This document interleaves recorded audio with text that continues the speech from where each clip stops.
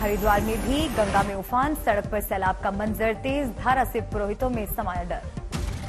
बागेश्वर में बारिश आफत बनी, जगह जगह पर पहाड़ों पर भूस्खलन का संकट, मलबा आने से 34 सड़कें बंद। बागेश्वर में सड़कों पर दरिया जैसे हालात, फंसे मुसाफिरों को जेसीबी से निकाला गया बाहर, भूस्खलन के मलबे से तमाम घर तबाह। रुद्रप्रयाग में खतरे के निशान से ऊपर बह रही अलकनंदा नदी, नजदीकी इलाके में अलर्ट जारी। हरिद्वार में तेज बारिश से शहर भर में जल भराव, पुल पुलिया सड़कें सब जलमग्न। हल्द्वानी में भारी बारिश से जल भराव, वाहनों के पहिए पूरी तरह पानी में डूबे। चमोली में तेज बारिश से बड़ी मुसीबत, बद्रीनाथ जाने वाली सड़क तबाह। राजस्थान के झालावाड़ में जोरदार बारिश, गली मोहल्लों में जल भराव। भोपाल में बीती रात जोरदार बारिश, कई इलाकों में बिजली गिरने की भी घटना।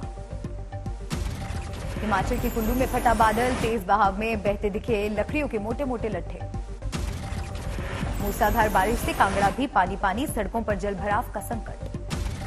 गुजरात में सैलाब का जबरदस्त संकट, कच्छ में हर तरफ दिखा पानी ही पानी। महाराष्ट्र के नांदेड़ में जोरदार बारिश के बाद बाढ़ जैसे हालात, पुल के ऊपर से बहा दरिया, घरों में घुसा बाढ़ का पानी। महाराष्ट्र के चंद्रपुर में घरों दुकानों में घुसा बाढ़ का पानी, सामान हुआ बर्बाद, पुल भी तेज बहाव में बहा। महाराष्ट्र के वासिन में भी सैलाब का संकट, सड़क पर मानव श्रृंखला बनाकर बच्चों को बचाने की आई नौबत।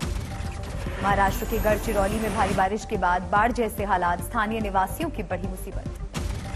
मध्य प्रदेश के खरगोन में मूसलाधार बारिश के बाद सराफा बाजार पानी पानी, दुकानों में जल भराव का संकट।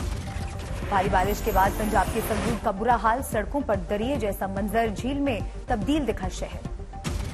कुछ घंटों की बारिश में पानी पानी हुआ राजस्थान का शहर सीकर, समंदर में तब्दील दिखी सड़कें। अमरनाथ हादसे के बाद सुरक्षित निकाले गए लोग अभी भी बालटाल में मौजूद, यात्रा फिर शुरू होने का इंतजार। तीर्थयात्रियों को बालटाल कैंप में ही दी जा रही है खाने पीने और दवाओं की सुविधा, फिलहाल आगे के लिए फैसला नहीं। श्रद्धालुओं के नए जत्थों को जम्मू में रोका गया, यात्रा रुकने की वजह से आगे बढ़ने की इजाजत नहीं।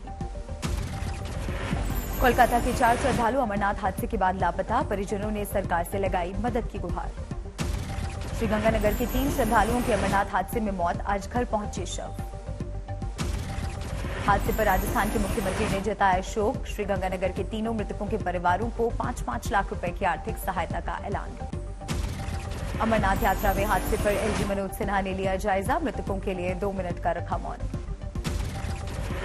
अमरनाथ में रेस्क्यू के लिए एयरफोर्स के 8 हेलीकॉप्टर तैनात, कल 109 घायलों को अस्पताल पहुंचाया गया।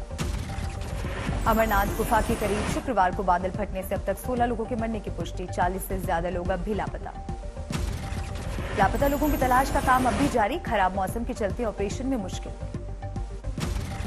देश में आज मनाया जा रहा है ईद उल अजहा यानी बकरीद का त्योहार, दिल्ली के जामा मस्जिद में पढ़ी गई नमाज।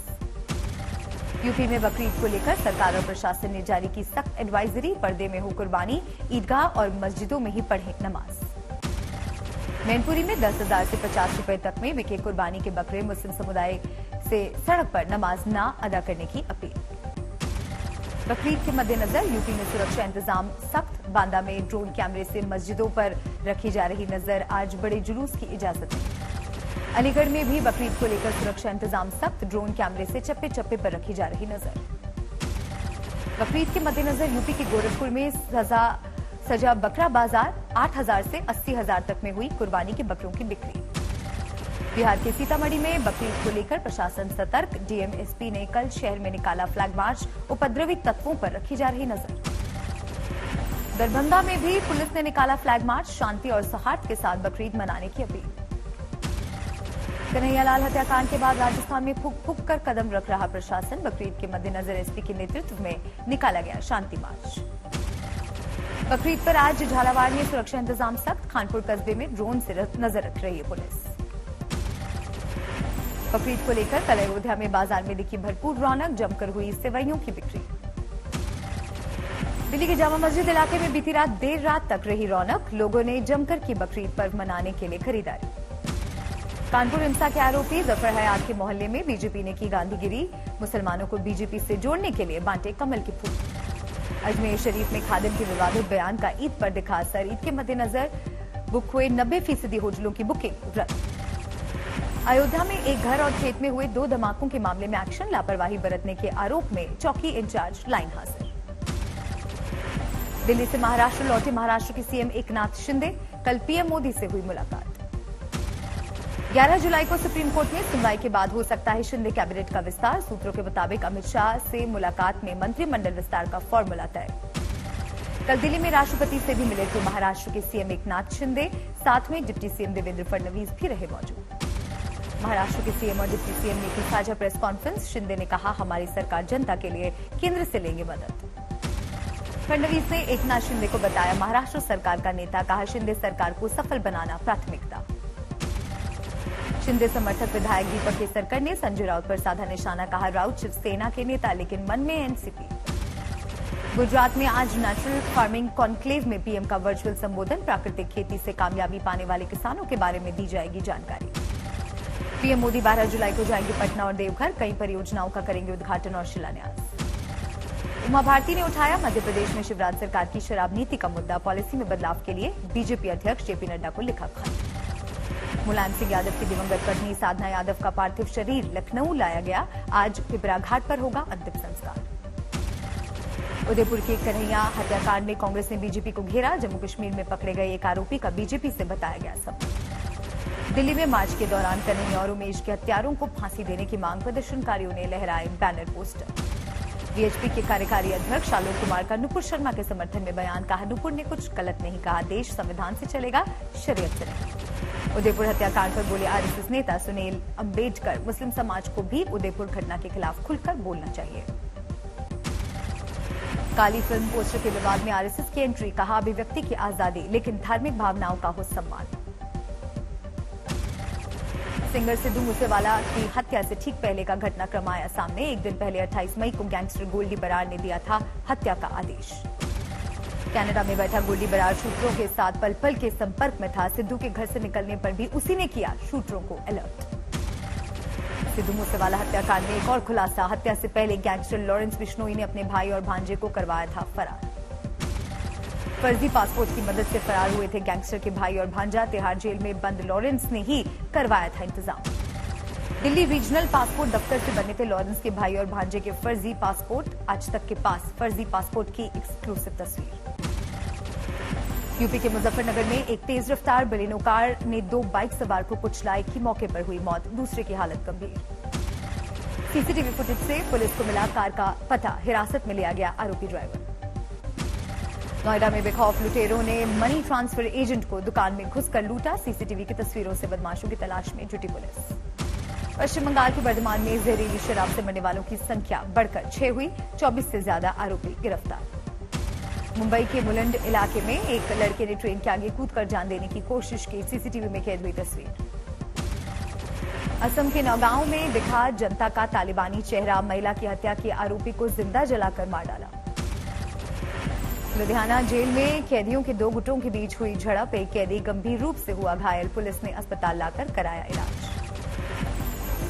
पटना में 3 साल की मासूम बच्ची को पुलिस ने सेक्स रैकेट के एक अड्डे से किया बरामद, 500 रुपए में हुआ था बच्ची का सौदा। सीसीटीवी में बच्ची के साथ दिखा था शबीर खान नाम का एक शख्स, 2 महिलाओं के साथ शबीर को किया अरेस्ट। यूपी के ग्रेटर नोएडा के सेक्टर गामा 1 के एक मकान में बोरे में बंद मिला एक महिला का शव, साथी युवक फरार, तलाश में जुटी पुलिस। जम्मू कश्मीर के बारामूला में लश्कर का एक आतंकी गिरफ्तार, भारी मात्रा में हथियार और गोला बारूद बरामद। चित्रकूट में पिकअप वाहन ने 8 लोगों को कुचला, 6 की मौत, 2 गंभीर रूप से घायल।